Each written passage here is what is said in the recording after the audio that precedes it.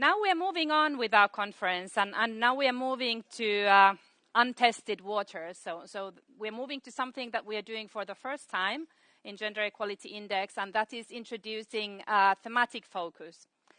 This is something that we will be doing in the coming year. So each year, in addition to publishing this super exciting new score, we are also introducing some new information about a specific focus area of the index. Now, before we start, I will have a question for you. We are talking about work-life balance for the rest of the day here. Can I just ask for a reflection, how many of you think that you, in general, have a good work-life balance? About, well, I mean, quite many. Okay, I've got a follow-up question. How many of you think that this perceived good work-life balance is because of public infrastructure like buses?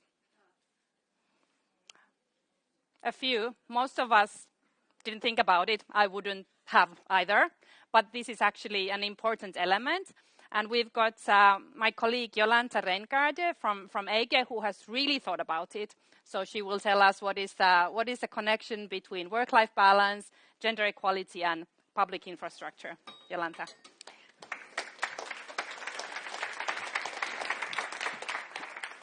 Good afternoon.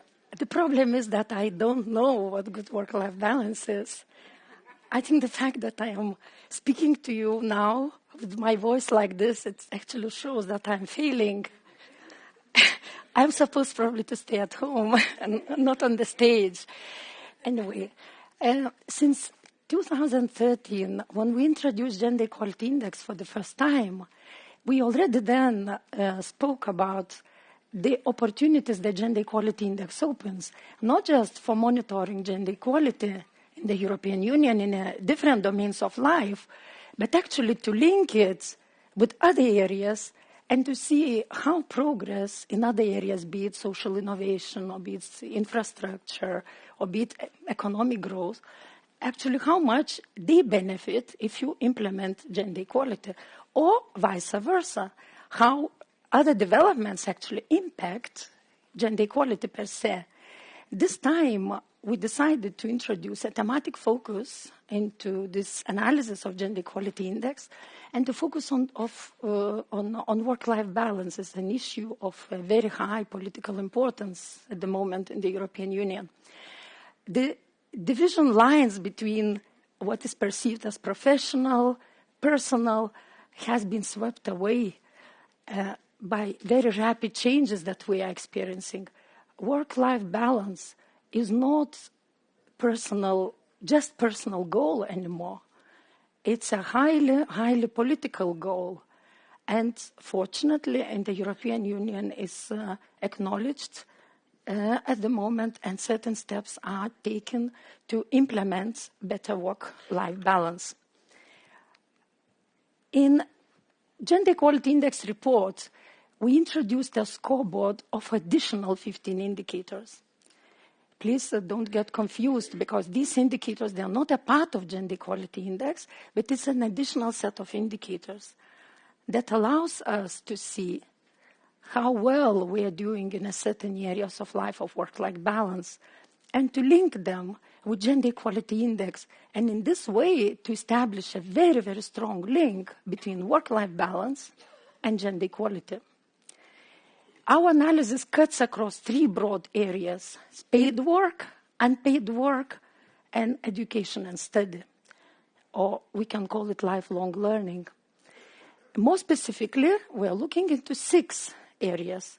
We're looking at parental leave policies, we're looking at long-term care, formal and informal. We're looking at childcare, formal and informal as well. We're also looking at public infrastructure, flexible working arrangements, and lifelong learning. As you can see, this concept, it's broader. It goes beyond work-life balance initiative that was introduced by the Commission, because here we're looking at certain elements that are not mentioned there, for example, lifelong learning or aspects of public infrastructure. We believe that this a bit of broader understanding of the problem would be very helpful to to expand our thinking a little bit, to expand our discussions, and also that could contribute to the monitoring of the European Pillar of Social Rights and in the European Union, but also its work-life balance initiative. What is a good thing about that scoreboard is that it combines indicators at individual level. So besides looking just at individual struggles that women and men have in trying to reconcile and combine work and life, we're also looking at indicators at institutional level. We're looking at policies. We're looking at availability of services. So in this way, we are cutting across and looking at different levels which are very relevant for people to reach proper work-life balance in their everyday experiences. Now, when we think about public infrastructure, or we can call it infrastructure of general interest, if we take into account that increasingly private entities are playing also more important role in provision of facilities and services. Think about it. It's probably the infrastructure that most oftenly would come to your mind and to our mind would be social infrastructure. And when we speak about social infrastructure, yes, we speak about services, we speak about educational infrastructure, health infrastructure, cultural infrastructure. Maybe some of you thought of economic infrastructure as well. It's like transport or like natural environments, like how parks are established, how safe they are for women and men. But it probably not so many of you would think that environmental infrastructure is also has an important link to gender equality and to work-life balance. It's quite unusual when we think about environmental infrastructure or even, let's say, energy network in relation to gender equality and work-life balance. Why public infrastructure matters, or why infrastructure of general interest matters, why it's important to speak about it from gender equality perspective. Traditional gender roles that assign women to caring, be it paid or unpaid caring, result in women using public infrastructure more and contributing to public infrastructure more. And for public infrastructure to benefit the whole society, its availability, its accessibility, its affordability has to take into account the different needs of the society, different needs of different people. For example, women and men have consistently been shown to have different access to various means of transport. It's not something unknown that men are more often than women using more comfortable ways of traveling, notably private cars. In that way, this maybe simple thing, it actually has certain social and economic outcome. Because with the private car, you have more access to diverse jobs, because you can reach jobs that are further from your home. You have more career options. You have your mobility is higher, and in that way you benefit more. If women use public transport more, but in the cities and countries where public transport is underdeveloped, what's happening is that women are more limited to certain jobs that are closer to their homes. It's very likely that they will be lower paid jobs, and there will be jobs that maybe require less educational qualification and jobs that would not be related to certain high professional status. So that is just one example how important it is to take a certain gender experiences, gender needs into account when we think about public infrastructure. Infrastructure of daily living also connects work-life balance to patterns of inequalities in residential segregation as well, inequalities in public investment as well to public infrastructure. The past decades have seen increasing differences between very well-equipped cities where facilities and services are located there, and people who have that advantage to live there and to use the benefits of those services. And the difference between cities and rural areas, where, for example, access to services, facilities, schools, and shops might be quite underdeveloped. And in this way, infrastructure contributes to much broader aspects of social inequality and social exclusion. If facilities are difficult to access, it creates enormous time pressure, enormous stress, mostly on women. Also other disadvantaged groups that because of residential segregation cannot reach them. And in this way, people that have to sacrifice something. For example, if you have a long commute to work, or if you have transport congestions, and you are spending a lot of time on the road, most likely you will do that at the expense of your leisure activities. You might not even be able to visit a doctor when you actually have to. Safety concerns is a big issue when we speak about infrastructure. Unless they are taken into account when parks are designed, when lighting is designed, when walkways are designed, this will contribute to increasing risks of gender-based violence. It's a whole topic of harassment in the public transport that some countries are facing, especially harassment against women with disabilities. And if those issues are not addressed, that will have another area of a big concern. And incompatibility between location, opening hours, accessibility, it actually, I mentioned, creates a very big stress, and then that contributes to the health, to the well-being of people, and general quality of life. So in our report, we mostly focus on two areas of public infrastructure. And one of the reasons was also availability of data. We looked at presence and accessibility of facilities and services, and we also looked at transport and traveling behavior. First, I will start from accessibility to childcare. You all know the famous Barcelona targets that were agreed in 2002. 17 years passed already, and 9 years after the deadline, because the deadline was 2010, and we have only 11 countries that I marked. You can see it's in my slide, it was green. Here you probably see a different color. At the very top, there's 11 countries that reached 2 targets, 2 Barcelona targets. So it's less than half of European Union. Then you have a yellow part, countries that reached either 1 Barcelona target or they are close to, okay, we give a credit to that, they are in between. But then we have another block of 7 countries that are circled in red, and they're still relatively very far from both objectives.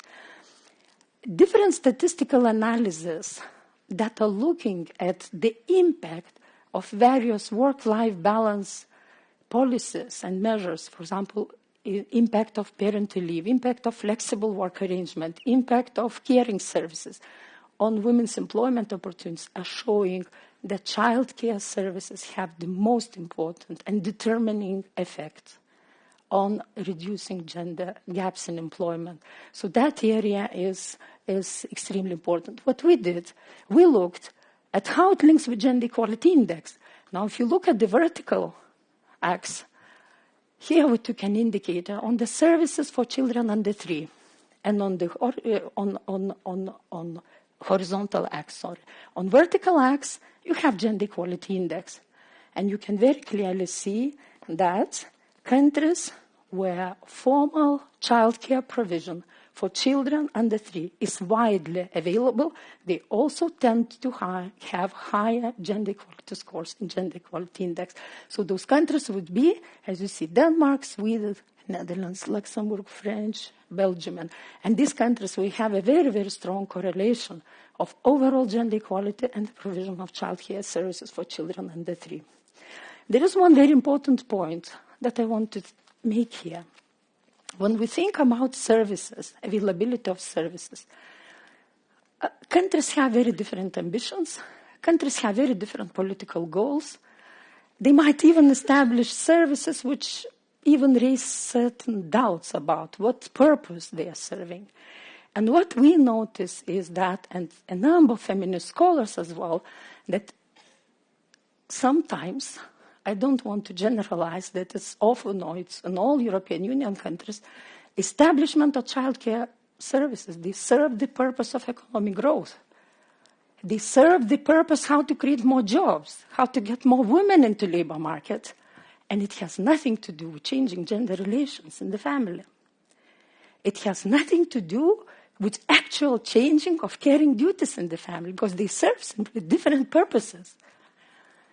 And now I think it's time to actually understand that, and that changing gender relation was a long-standing goal of a feminist movement. So how actually the services, the infrastructure that developed, what actually purpose it serves? Are we coming closer to gender equality, or is it just something else that we're aiming at? I think that's a very, very important point to be discussed. Although Barcelona targets are very important, they are indispensable, but there are other aspects to be taken into account. We have to look at opening hours of services. We have to look about whether they are affordable or not. We have to look whether those services are available, for example, during school holidays, summertime.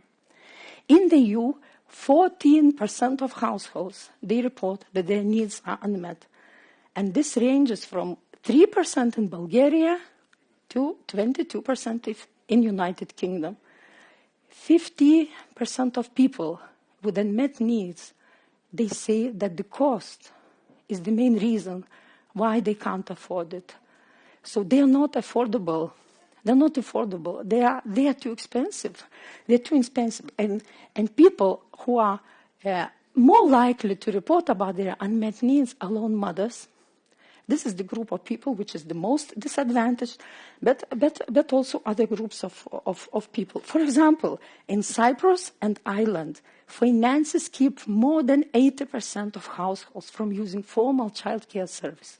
That's very, very, I think, impressive figures. Education level also matters. Therefore, we conclude that when we develop or we think about childcare provision policies, we have to take into account intersectional perspectives into account, which are the groups which are most in need, and how to ensure that those services would reach everyone. The same very similar findings can be found out when we look about the provision of long-term care services. Although unmet need here is 2 times higher, from 14 for childcare to 29 when we speak about long-term care services. So services for older people and people with disabilities. It's again, we have a quite a range of differences between countries from 12% in Sweden to 86% in Portugal. So it's a huge variety of. But here again, low-income people, poorly educated people, ethnic minority women, they have even more difficulties in accessing long-term care services. And as a result, women are filling in those gaps, right? If services are not available, it's mostly women who are filling in gaps. But here, let's be now very honest and clear. There are certain groups of women which are particularly disadvantaged in those circumstances. I'm speaking about domestic workers. In Italy, 3 in 4 home carers are migrants, mostly women with regular contracts, with precarious job conditions, with limited access to social rights. These are the people who are filling in gaps in services, yes, with a certain social and economic price that they are paying. When we looked at unmet needs in relation to gender equality index, this is exactly what we find out. In countries where needs are more, people indicate that their needs are unmet, they have bigger gender gaps in caring. Women are filling in gaps. It's again the conclusion that I'm making. And in the case of long-term care, it will be mostly women above 50. And the price that they are paying is that fewer than 1 in 2 women above 50 who is engaged in long-term care is employed.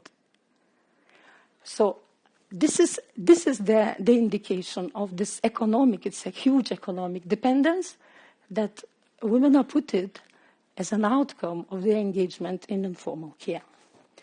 Now we will look at traveling patterns, commuting. I am a bit of expert here. I have been commuting 2.5 years. When I joined EIGE, I counted I spent 1,800 hours. That's at the expense of my time with the family, right? Not at the expense of work. But I was privileged because I had a private car and I could reach Vilnius from Kaunas and I could take a better job. If I had used public transport, my time for commuting would double. I probably wouldn't be able to do that. So I was in that situation of a privileged person who actually could benefit from that. Now it's solved because I am a few kilometers from EIGE. It's fine. I can work. I don't spend much time on that. But on average, in the European Union, men are spending 44 minutes to traveling from and to work, and women spend 39 minutes. Here you see blocks of countries. And on the right side, you can see a block of countries where men commute notably more than women. What I want to say there is that here, the time, it actually does not still tell us what are the means of transport that people are using and what are the travel distances. Because we know from literature, women are making more multi-purpose trips. They're making multiple trips from one to A to B, from B to C, from C to D, until they reach their objectives. Men's traveling patterns are a bit different. They're more linear. They're single-purpose trips. So that, of course, allows them to just go from A to B using one mean of transport. If you look at how traveling time, how much percentage-wise it takes from your day, in women's case is 30% of the whole traveling time women spend on traveling to and from work. 30%. Another 25% will be for traveling to shop and to do other services. In men's case, it's 40% for traveling to and from work, and just 1/5 for shopping and for caring and maybe for other services. So what I want to say is that this traveling behavior, it also reflects or shows a kind of a wider reflection of gender structures that we have in the labor market, but also in the family. And when we looked at traveling time also in relation to gender equality index, we also see that women's higher mobility actually contributes to their higher employment rates. There opens more diversified job options for women. And another interesting finding is that women's higher mobility leads also to more equal sharing of caring work.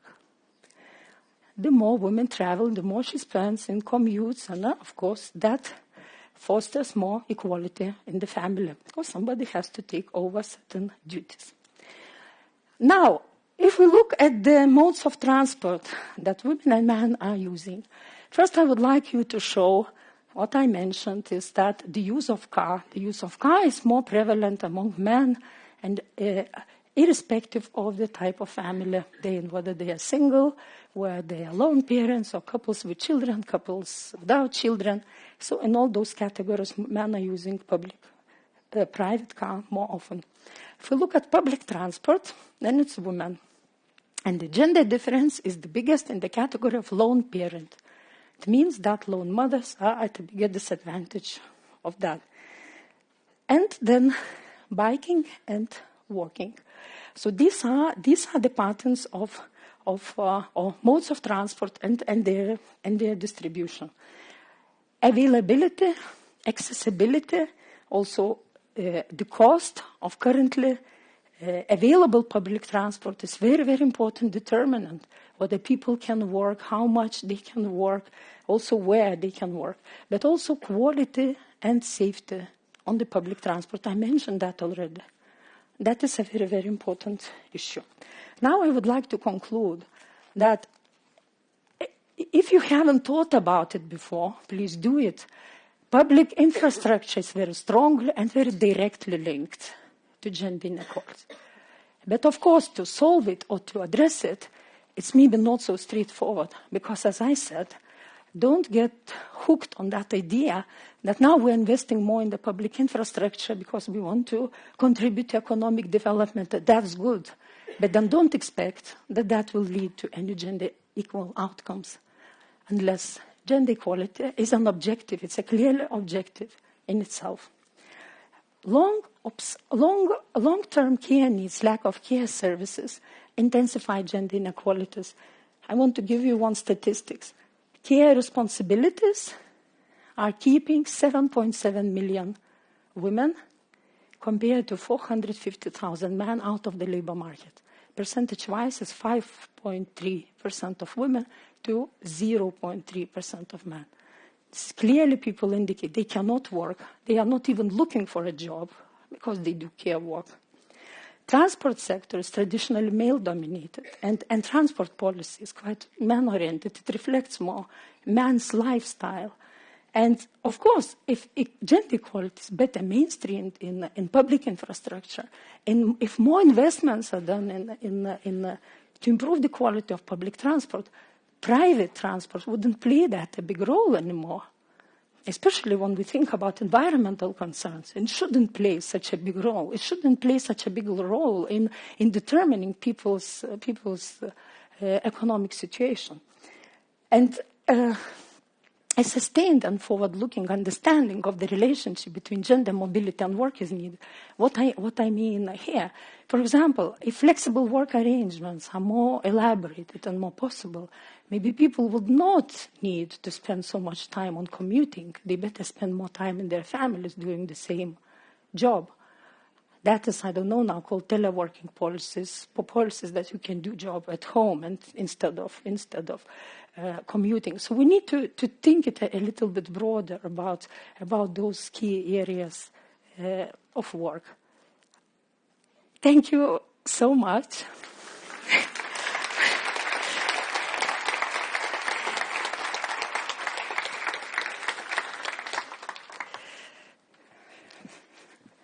Thank you, Jolanta.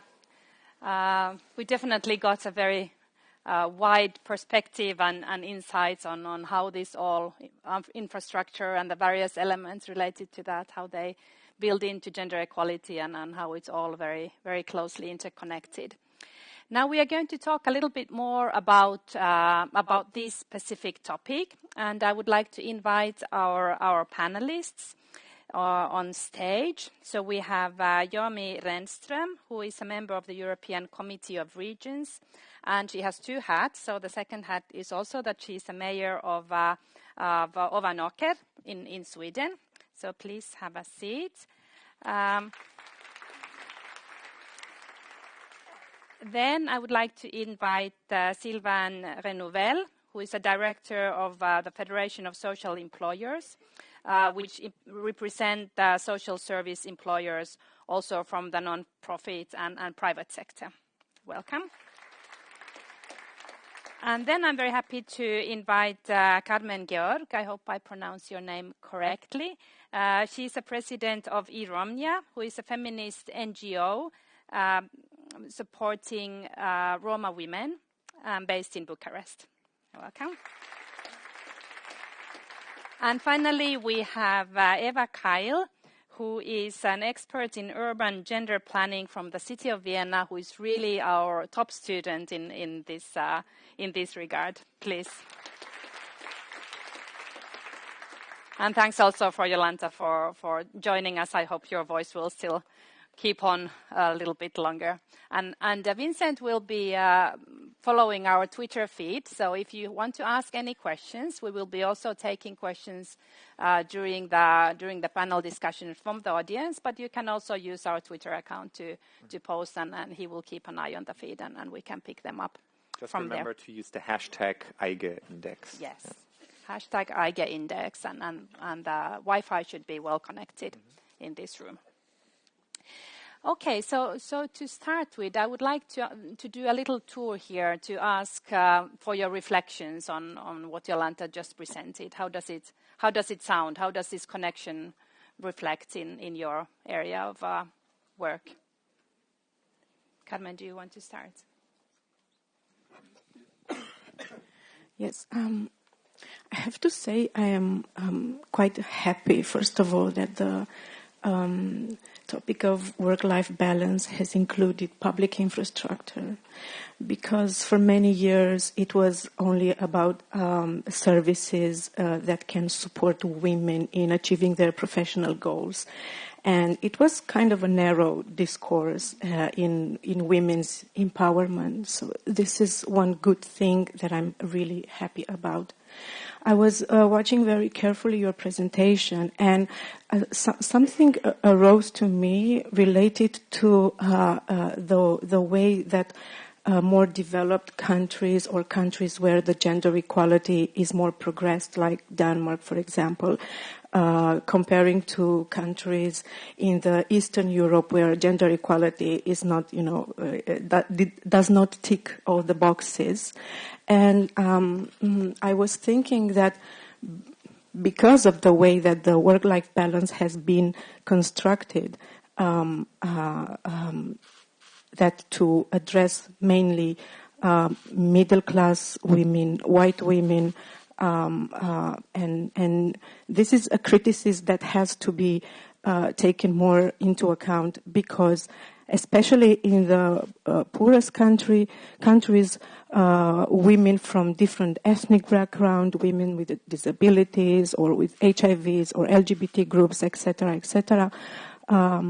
for them, the higher their vulnerabilities, the lower are the services that can support them to achieve to be more active, not only on the labor market but in all spheres of life. And this is kind of a contradiction which reflects the fact that work-life balance has been developed and addressed mainly by Western countries and focused for women in Western countries. And this is something that I think we have to start thinking and reflecting more. Yes. Thank you very much. Yoomi, do you have some thoughts? Yes, there's a lot of thoughts, and also for this session in the morning. But I can just agree, because we can see the same thing, statistics in Sweden, that, for instance, women using more public transports, and that the what you call the hard sector is so much more maid-dominated or actually made for men. For one small issue, I mean, we were discussing, because we got a lot of snow in Sweden during winter times, and was discussing this, how do we actually, when you take away the snow from the streets, and we always start with the streets, because that's where the car goes, and then we just realized that that's not a good gender perspective, because women go to the bus, and then the payments are there with a lot of snow, and they go there with the children and the carriage and so on. So when we start to think about this, you have to have a gender perspective of actually how you get rid of the snow during this, in the streets. And that was something completely new for us, because a car can go with this little snow on, but walking in that is much more difficult.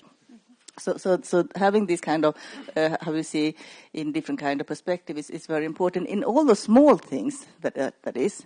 The second thing is we said that the childcare is one of the main things, basic infrastructure to get women for gender perspective. It is so in Sweden, because it was when we started developing the childcare system properly that the gender equality really started, because women could work.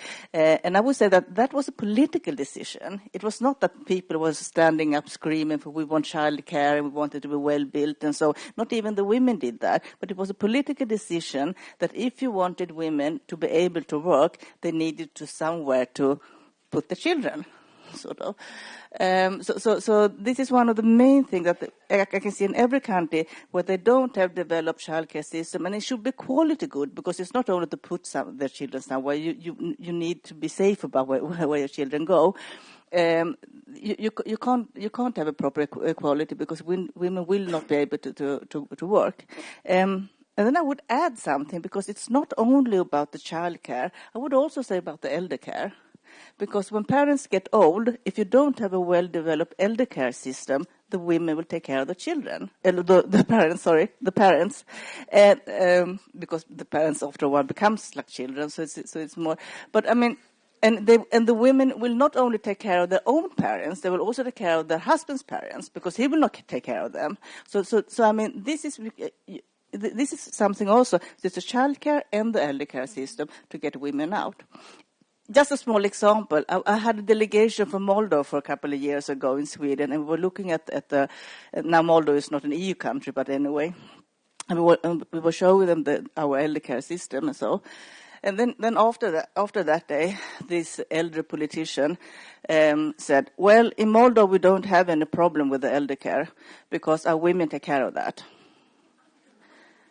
And I thought, well, I was glad he was old.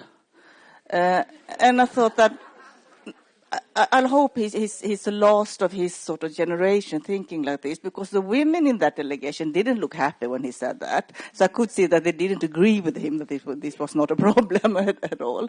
But I mean, this still exists. So I would just say that elder care system is very important also.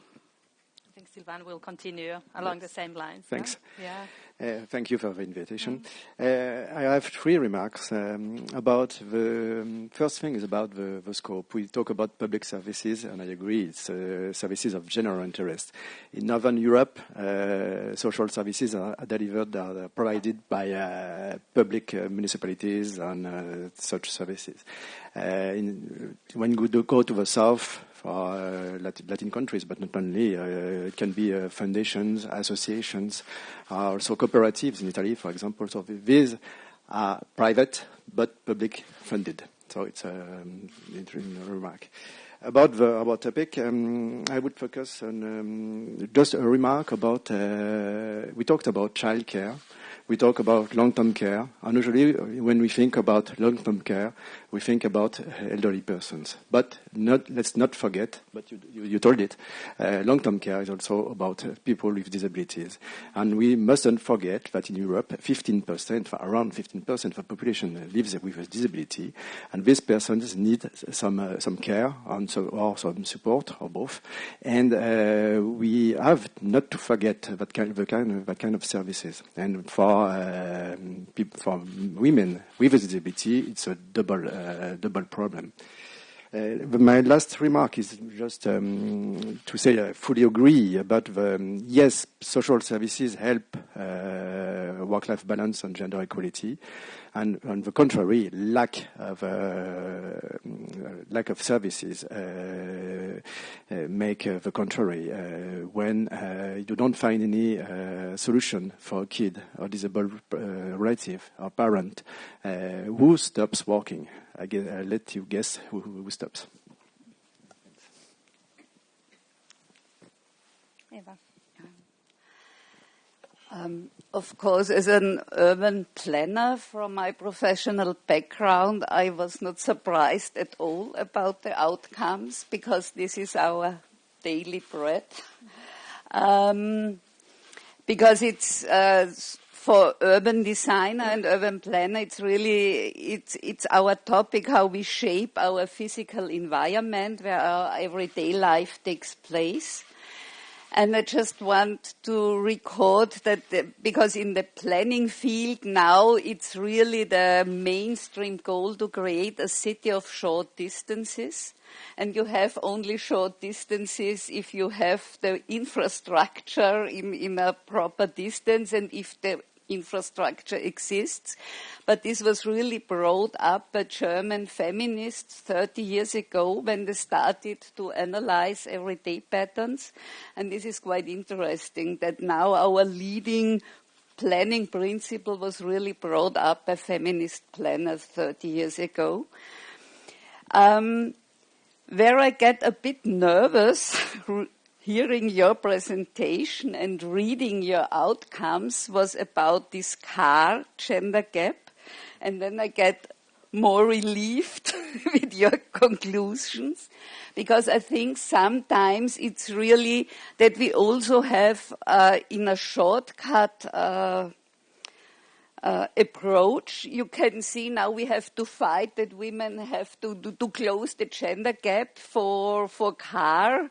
To use the car in everyday life, and then you have higher wages, then you can afford better cars.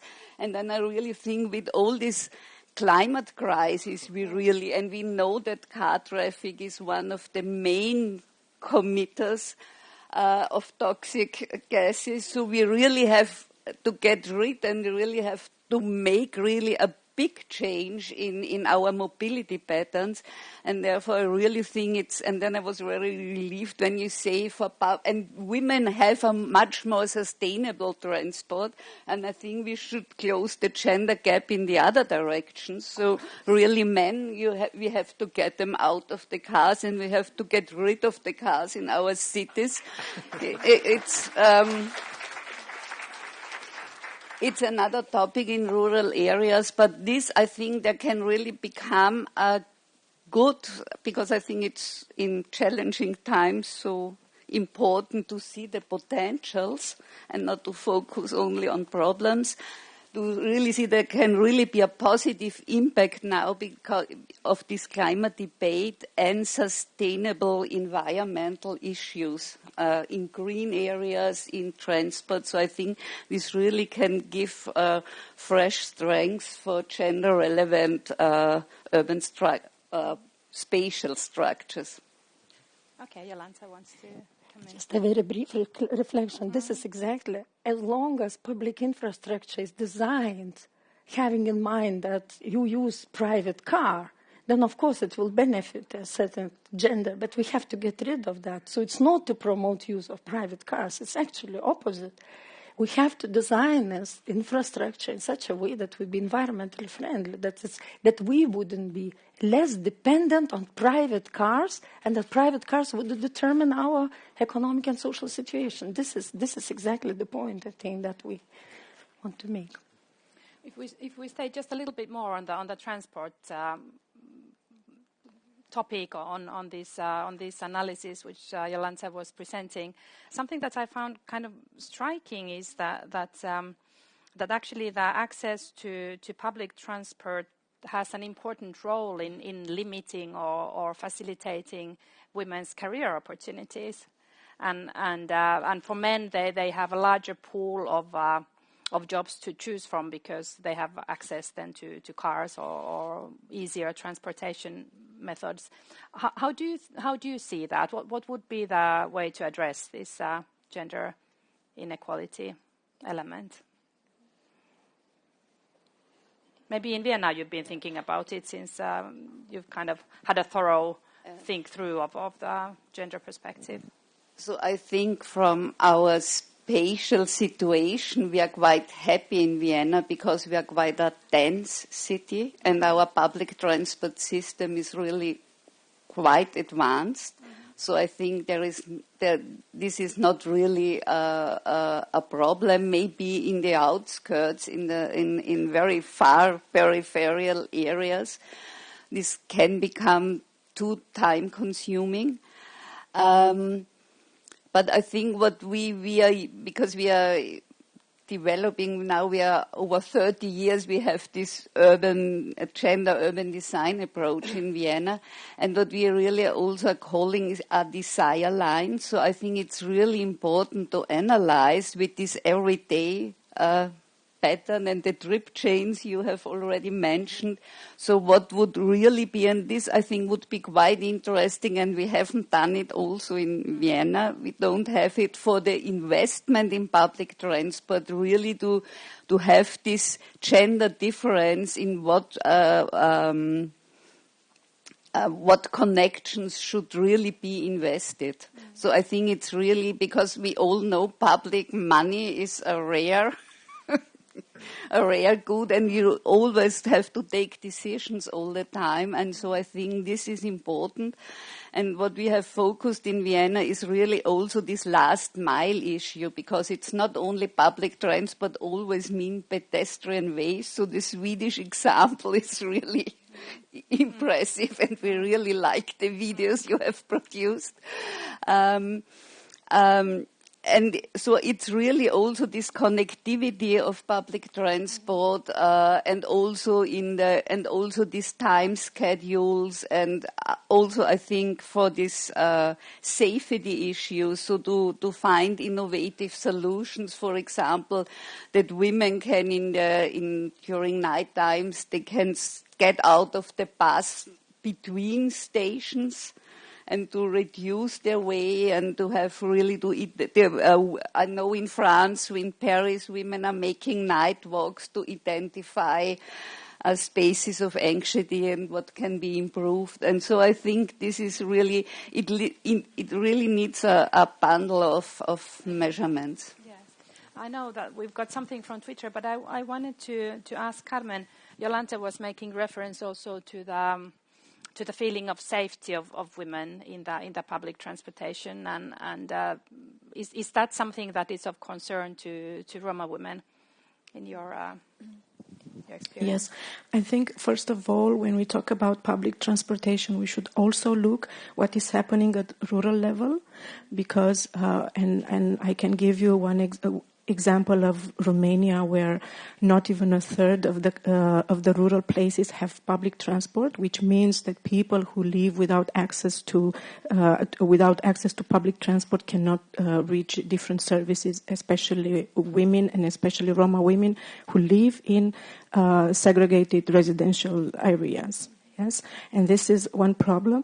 What is interesting, another observation, is that public transportation is rather seen as a need for urban places, not for rural places. And in rural places, people usually have to have their own individual struggle to have a car, to have a carriage, to have whatever it needs. Another issue that I found, for example, working in communities with Roma women, is that for example, the lack of baby carriages, or I don't know how you can. Yes, exactly, baby carriages, and you have to reach the store or the shop like in, I don't know, 25 minutes to the store, and you don't have a baby carriage, then it means that you cannot go with your baby. So this is another problem. And usually, because there was a discussion about childcare, also childcare in rural places is really problematic, because you have mainly the public childcare has been replaced with a private one. And for people from vulnerable groups, there are different services provided by different NGOs. But here you need a process of selection, which means that even the poorest people has to be selected among the poorest, which is really, really problematic. And of course, coming back to your question related to safety in public transport, we had many cases in Romania where Roma women, and in general Roma people or dark-skinned people, were not allowed in public transport.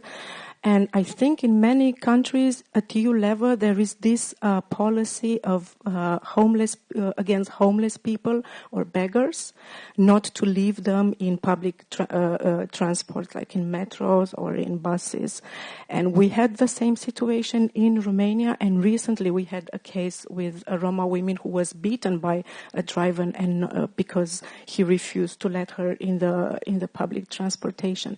And this is a sort of harassment which is not, of course, it's not sexual harassment. It's based on I don't know, on ethnicity or racism, and still it's not enough discussed in relation with public transport and safety.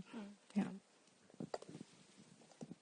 Vincent, you had a question from Twitter. I think it does tie in a little bit with this. There's generally interest in looking at how LGBT families or communities are affected by public infrastructure. And it kind of ties in with the report index overall, because for the first time, correct me if I'm wrong, we have these 3 new categories in the intersecting inequality section, where you look at Muslim women, Roma women, and LGBT people. And so one of the questions, for example, asks, how are lesbian-headed families impacted by having 2 women as carers in terms of those data on accessibility of public transportation? Other people are also interested in general more on intersectionality, that it's not enough just to look at women and men, but that there's a lot of other factors determining how well people can access certain public infrastructure. So that's a big interest that I'm seeing. Maybe Jolanta, you have some thoughts on that, or a panelist on a little bit also minority women as well as LGBT people, how they play into these questions. I can start from saying and with reflecting on public opinion surveys showing tolerance of people towards these communities. We know that some of these groups, they have a major problems even to find the housing, because in the communities they feel unwelcomed. And there are some countries, and in the country where I am from Lithuania, majority of people don't want to live near Roma people or near LGBTI people. So these people are feeling already excluded because they are struggling. It's an everyday struggle to find the housing, first of all, where to settle down and where actually to live. And then, of course, these attitudes, they become also a part of institutional thinking in certain institutions, childcare provision services.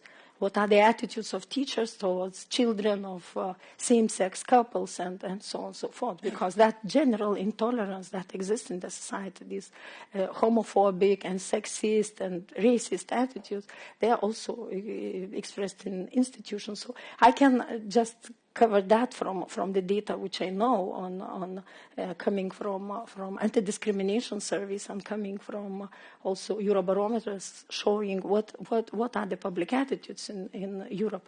And now, for example, what we see from the most recent data, there is quite an increasing mood of this anti-migrant mood. For people who are recently arrived migrants, and how we actually ensure a proper infrastructures for those people to have them fully integrated in the society. When those people face increasing racist attitudes and on the streets and so on and so forth. So this is maybe a bit of a reflection which was not covered in my presentation, but it comes from other data sources, which shows also very important infrastructure aspects. Maybe we take a little break here, and in case there is somebody in the audience who would like to chip into the discussion at this point, we are still on the public infrastructure, transportation, the impact on women and men in Europe. Can you please introduce yourself and tell us where you are from? Thank you. I'm Katrien Bruggeman from the Council of Women in Flanders. And I wonder what do you think about, I was in Mexico, and in Mexico City at the metro, I saw that there were metros for women only. And I was thinking about, I'm also a gender expert, and I was thinking, no, that's the opposite of gender mainstreaming. We have to redesign the metro, but everybody in Mexico was very enthusiastic about it because the sexual harassment and so on. But what are you thinking about it? Any reflections can we learn from Mexico? This is really a very tricky debate, and I think there is not an easy answer for it, because I'm also a bit on this international gender issue, planning issues. And I think it really depends about the whole system of society.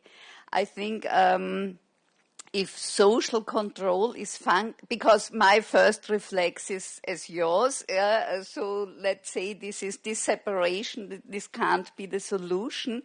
But this means then social control is functioning, so that there are enough people to support harassed women. And so this is a kind of attitude. And I think there is also one, the case you described. I think it's really important that also the staff of public transport, that it's part of their job description to protect their passengers for harassment, if it's sexual or racist harassment. And they really need a training and an understanding. And one side remark, and therefore I think it's really important that public transport are owned by the public sector, because then it's much easier to have a policy impact there. But maybe in circumstances where it's not so easy and it's really hard to say, oh, they have to fight for their gender, so this general gender approach, and they have to endure this in their everyday commuting experience, then it maybe really can be a solution. And I was really impressed last year in Africa. I participated on Mobilize conference, and they have this privatized, this Dolmusch system with private buses. And this is very difficult for women, and it's much harder than on our European level. And they made a program to sensibilize the drivers, and they realized that they had to involve, it's a women initiative, an NGO. They're paid now by the state, but they involved male trainers because they realized they get a much better impact on that, and to sensibilize with male trainers, the drivers, to make this. And so I think this can be on the software system. Maybe this is a better answer than on the hardware of separation. But I think it really depends on the context. Okay. I can see another question there. Thank you. Yes, thank you. Rina from Malta, National Commissioner for Equality. I am in total agreement with the last speaker with regard to training of drivers, because it is not just the bus that has to be there, but the access to the bus and how the driver is going to welcome people on the bus, especially people with children, with buggies, with wheelchairs, elderly people. So that is crucial in order to encourage others to use the public transport. But besides that, public transport is also about where are the bus stops? What is the distance between one bus stop and another? What about the lighting? What about the crossings? How far are they from childcare centres? How far are they from playgrounds, from parks? In Malta some years ago, at the Commission, we had a gender mainstreaming project about infrastructure, about architecture. What are we doing there? How are we planning? Some time ago, a couple of months ago, this is it's not a joke, but in a way it may sound like a joke, because there was a report about toilets for women and men. Because there is always the same number of toilets for women and men. And nobody stops to think, but why should there be the same number of toilets when women naturally need to spend more time in the toilet than men? And then you see long queues of women and no queues at the men's toilet. Why? Where are the architects? Some time ago I had a discussion with the president of the architect profession in Malta. He said, there's nothing to do with gender mainstreaming. What has that to do with gender mainstreaming? I said, just think about the toilets, please, and tell us. And this is what we have to do. It is all in the detail, and this makes a lot of sense in our daily lives. And this is what we have to think about, our daily lives. Thank you. Thank you, René. I can see one more question there, and then we get back to the panel. Hello, Sophie Beaumont. I work at the EU delegation in North Macedonia, and I'm responsible for education, gender and disability. One thing to mention on childcare. In North Macedonia, the government has made investments in preschools, so thanks to European Commission support and support from World Bank. but the promotion has been more about the importance for the educational development of the child. So one way of getting government to invest in childcare is to refer to it as preschool education, and for them to understand that it's absolutely important for the child's educational development, which is important for the economic prosperity of the country, not just to empower women into the labour market, but to increase the child's educational development. Then talking about toilets, I think this is a good example where you have different representation groups working together to develop a good standard model. So an accessible toilet for persons with disabilities is also a baby changing room and is fully accessible for women because women need more space in the toilet. So I think that's an example where if more cross-representation groups could work together at local level, you'd have better design. And where you see gender equality really working is at local level, because in the Balkans countries, in North Macedonia, they've made efforts on representation at central government in the assembly, because they have a law which requires 40% female representation in the assembly. But I have colleagues from North Macedonia who can identify weaknesses there. But at local government level, it's very weak and very poor. And local government decision-making is very male-dominated. And you can see that in how local infrastructure is designed. So in countries like Sweden, where it's more effectively designed for women, people with disabilities and elderly, then that's because local representation is more diverse. But the other thing that's important happening in North Macedonia is the process of deinstitutionalization. And in Balkans countries, but also in other EU countries, this issue has to be always remembered and taken forward. And I'm worried that there'll be some backsliding. And certainly there has to be empowerment of women in the labour market. But certainly with an ageing population, old people's homes are becoming the new institutions. So we have to have community-based services, which also provide independence for people with disabilities and elderly people. So if it's community-based, then this ensures these groups are more independent for longer, and that helps as well. Thank you.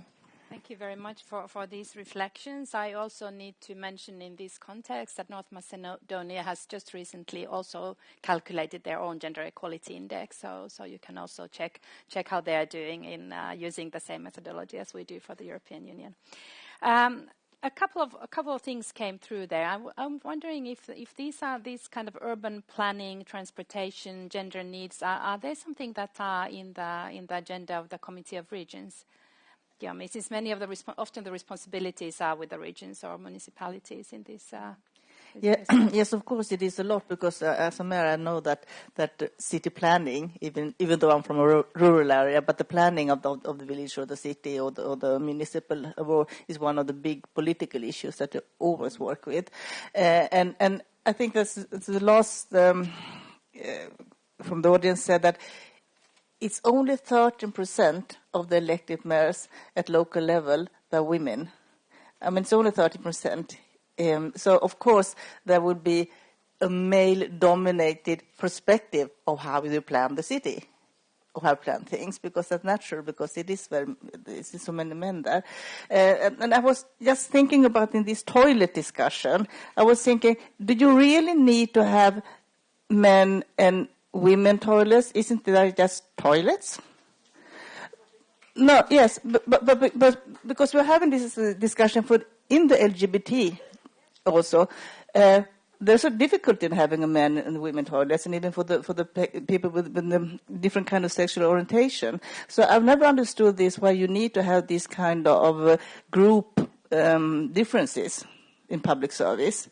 And for buses, I understand that sometimes you need, for the safety of people, you need to have diverse trains or wagons or so. But for me, this is very strange also because that means that the politics and the society has actually accepted that men can't behave. And if you as a society accept something like that, you really have to think about what kind of society you do have and what kind of opinion you do have about men. So, I mean, this is not about, I mean, having that, it can be for a while for the safety reason, but I mean, having a society that's built on that you need to protect a group of person, and this is not a small group, it's half the population we're talking about.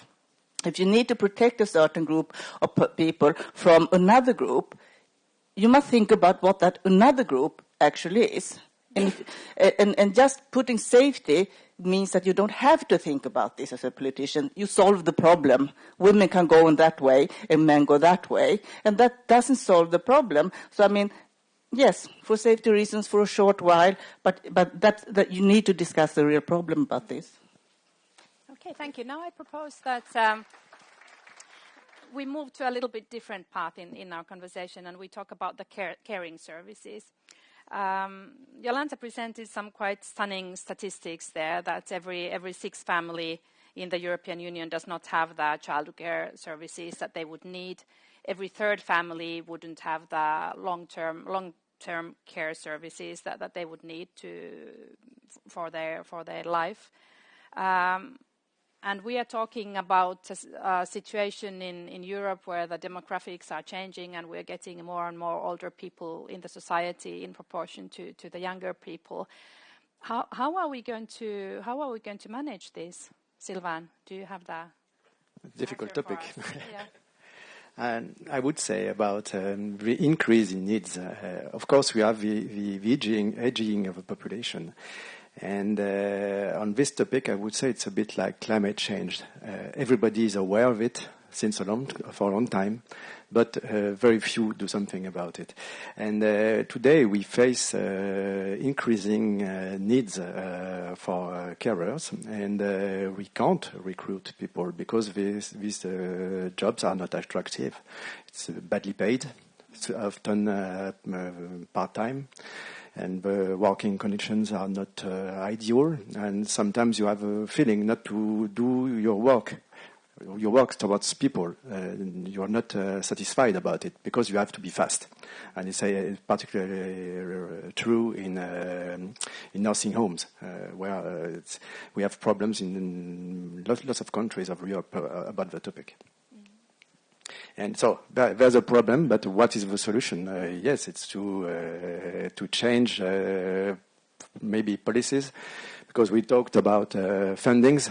Fundings in social services are not only a cost, it's an investment. It's an investment for elderly people, but also for childcare and lots of topics like that. And I can't answer myself, but it's up to the governments to give a response in fundings about it. In understanding that that's also a very female-dominated sector, and actually the labor force is pretty much run by women. We're concerned by gender equality because we are an instrument, a tool to improve gender equality, but we are also concerned internally because, of course, the part of women working in the sector is quite large. But you asked me to be interactive, so I will ask you, what is in your opinion, the proportion of women working in social services? So as I introduced it, so nobody thinks it's 50%, but who says around 60? Nobody? One? About 70%? Better. About 80%? Better and better. About 90%? Yes. Lots of people don't have any opinion about it. In average, is 82% of female workers in the sector. We have different profiles. In some countries, for example, Germany, it's only 75. That's a record. But also in a country well known by EIGE, Lithuania, it's 90% of female workers. And it's also different between different subsectors. If we talk about early childcare, it's more than 90%. And for this, I remember someone on Twitter was asking for a concrete example. We have a member of social employers who made a communication campaign about men in early childcare. And there's a website. I will share it with Twitter later. It's called Les Pros de la Petite Enfance. It means professional of early childhood. And they give reasons to hire men in these services. And they give some testimonies of men explaining why they came there, what are also the difficulties. Because the difficulties is not only from themselves. When parents come to the childcare service and give their child to a man, sometimes at the beginning they are surprised.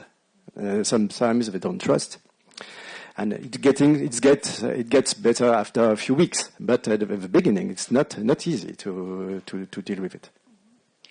Maybe a reflection from Carmen, if you want, on how is the situation for Roma women? I understand that there are specific challenges in their access to caring services and health services.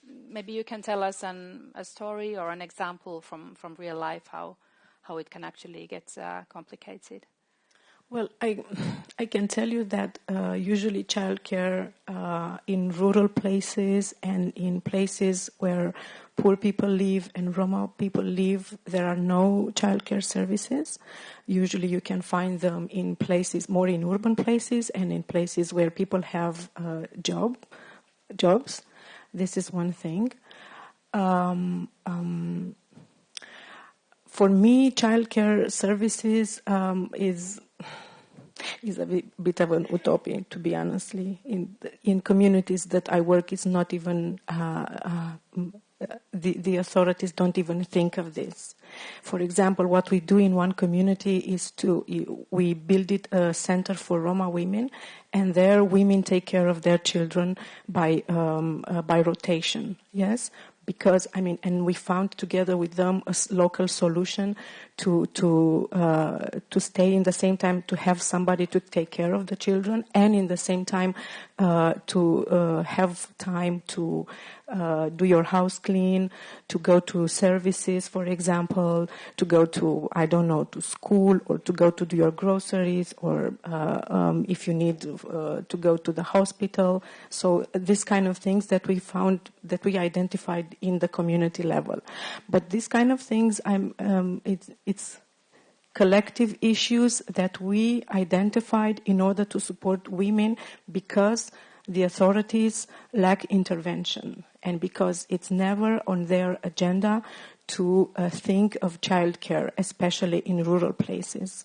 And again, it may sound too critical, but it's a big gap between women in rural places and not only in Roma communities. I work in Roma communities, but also in rural places. It's the same phenomenon, and urban places.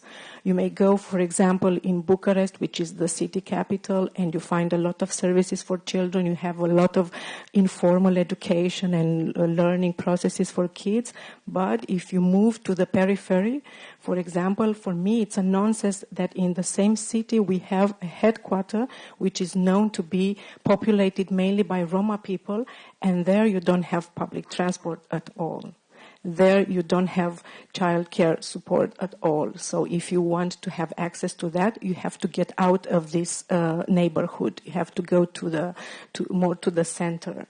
Yes, it's the same situation in rural places where you have either private services for kids or public schools where usually people in the community or people in rural places go. But I think, again, that civil society does not always have to find local solutions for issues that the local governments cannot even think of because it's not on their agenda. And this is a daily struggle that you have to take in communities. Thank you very much, Jolanta.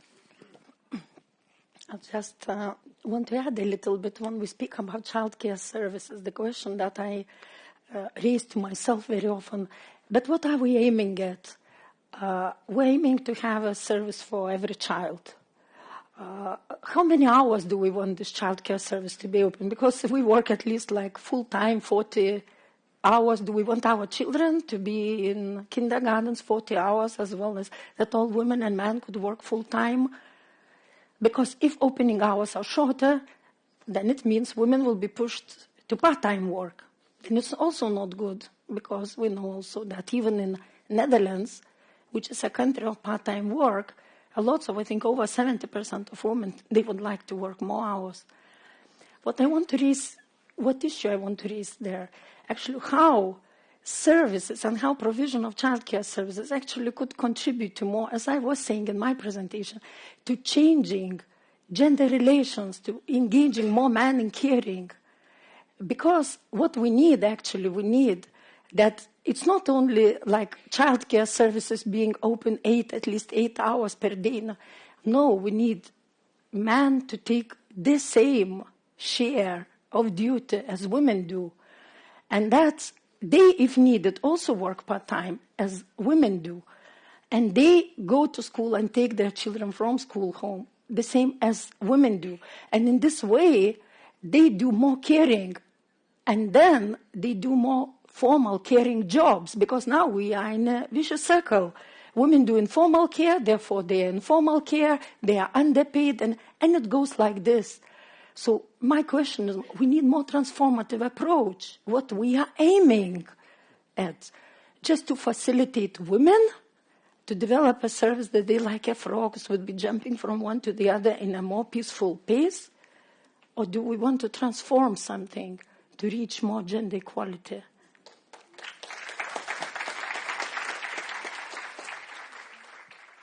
Carmen, come in. Yeah. Just a short comment, because I fully agree with you that the aim is to work on the gender relations, but we also have to take into account the differences of experiences and the diversity of experiences that women live. Because if you live in very poor condition and you have to struggle for your daily life, and you are a single mom raising kids, then this kind of issues, I'm not sure that they appear. If you live in a very poor Roma community where your partner is out of the country to do whatever it does, the issue of working on the gender relation is not necessarily a priority in that context. And I think that it's very important for us when we discuss about working life balance. I think we also have to take into consideration women from very poor communities and women with different backgrounds who don't necessarily have the same priorities. And this diversity of experience, I think, is very relevant in this discussion. Yeah. And this has indeed been also the approach at EIGE, and we are trying more and more to also cater in our analysis the different realities in the EU. Can you hold on a little second? I would like to see if we have any questions from the audience. We can take a couple. I see one here, and then another one there. So let's start from here. The microphone is on its way right there.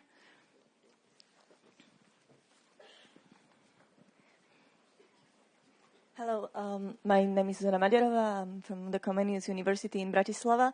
And I have a question regarding one aspect of the presentation. Jolanta, you mentioned that you also looked at the working conditions of the domestic workers and carers. So, because this is a very important aspect of domestic services and infrastructure and childcare and care in general. So can you maybe elaborate a little bit?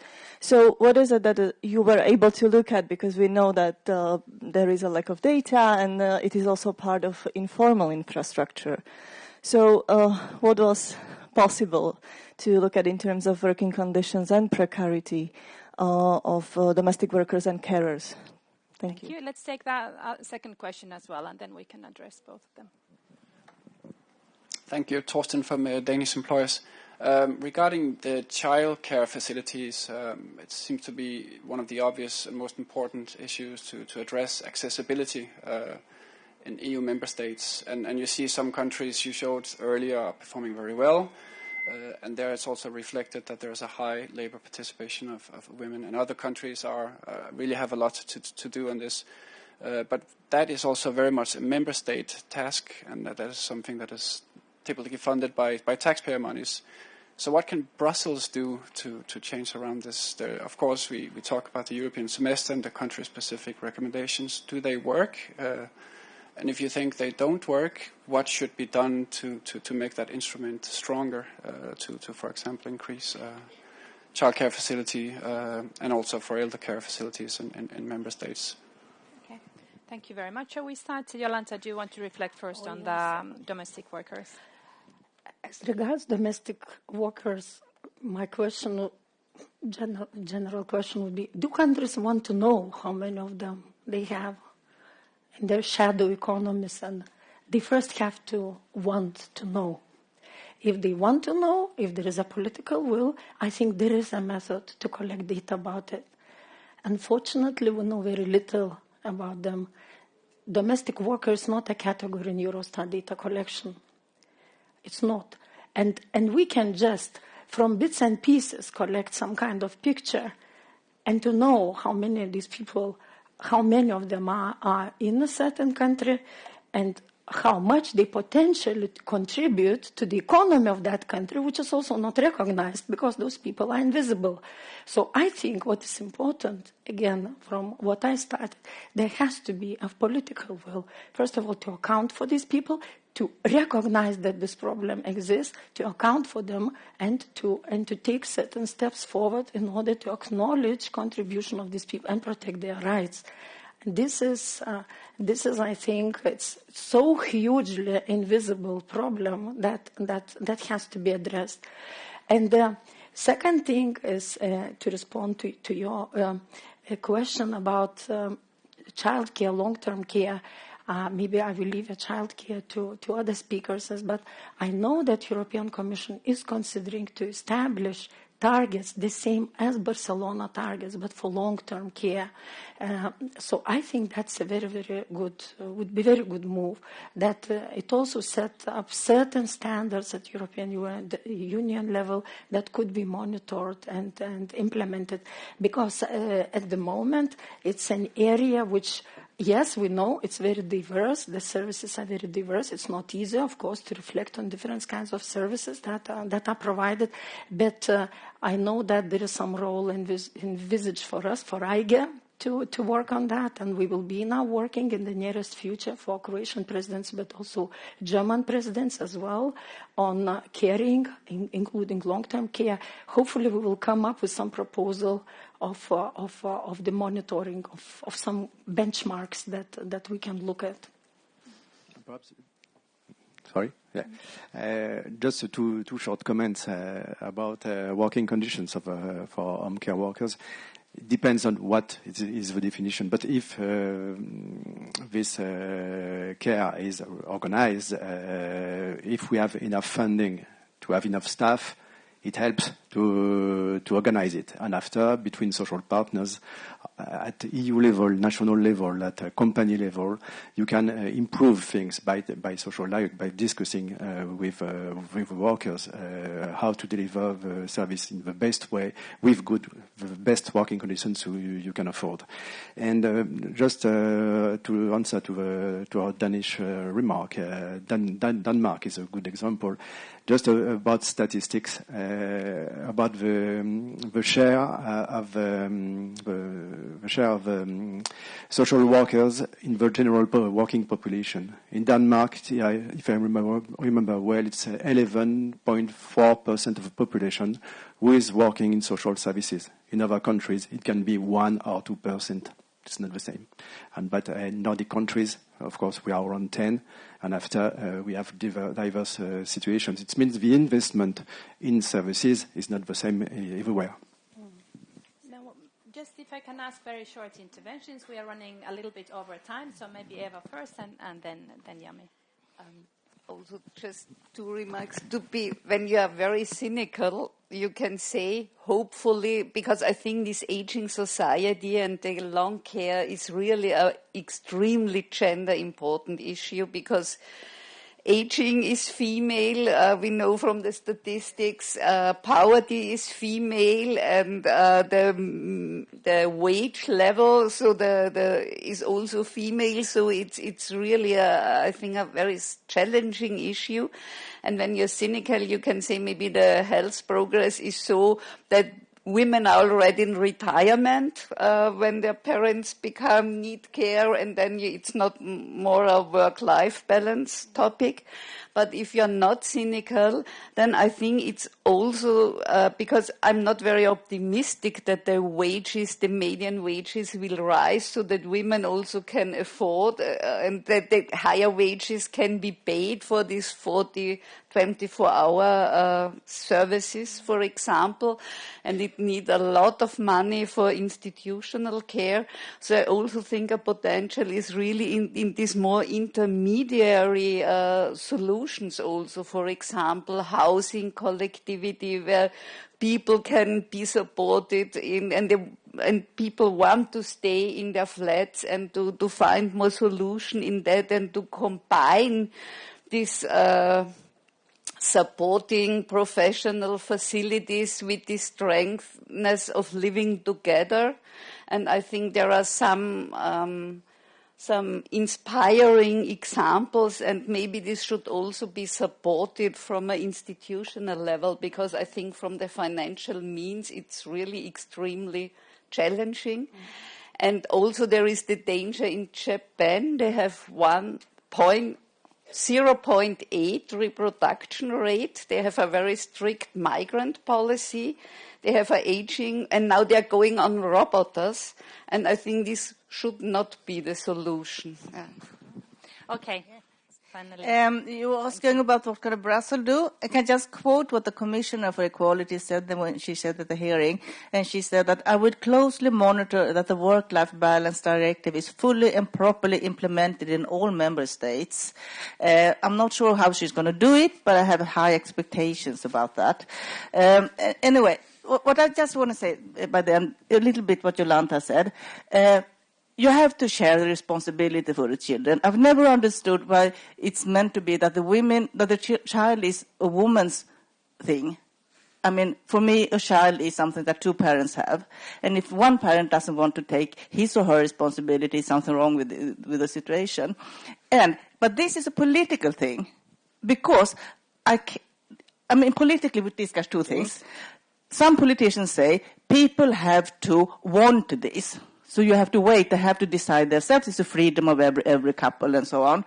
But for me, I say like this. I don't think that men will stand up and say, I want to leave space and power to women because I don't need it. I don't think this will happen in a big way. So then it is a political thing to say, if we want to use women with the capacities, with not having brain drain because they're not in work life, if we really want to use the capacity of the whole population, I need to do a political decision. I need to say to the parents, both of you supposed to be home with the children, with the child, even when it's first born, both of you equally. It's not your decision anymore. It's my decision because I want you to have a better life. And you will be so mad at me. I promise you. But this is the only way, because I can say in Sweden, if we hadn't made those political decisions to give fathers their days and women their days, they wouldn't have done this. I'm very disappointed in Sweden because even now it's just like 30 or 70% between men and women, even though we have those permanent days for each parent, but because the rest of the days are free to choose. And then women probably choose to be home, and men choose that they don't need to their children. So, go back to yourself and think, what kind of political decisions would I support? Because if you're not supporting the things that you don't want, that we are saying politically, that we are going to decide how you as parents are going to live your private life. If you don't want me to say that, then you should think about, do I really want gender equality?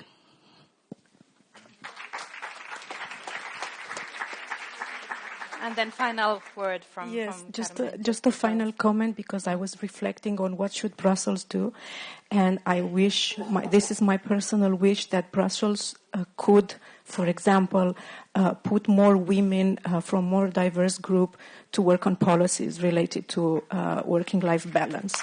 And this is one thing. And the next thing would be probably if we would have more diverse group from more diverse group, then probably we will start shifting from only gender equality to intersectionality, and to acknowledge the fact that sometimes some of us as women don't have to face only patriarchy, but also the oppression system, the institutional racism, the class, and so on. And I think this would be the point where we could actually be progressive. Thank you.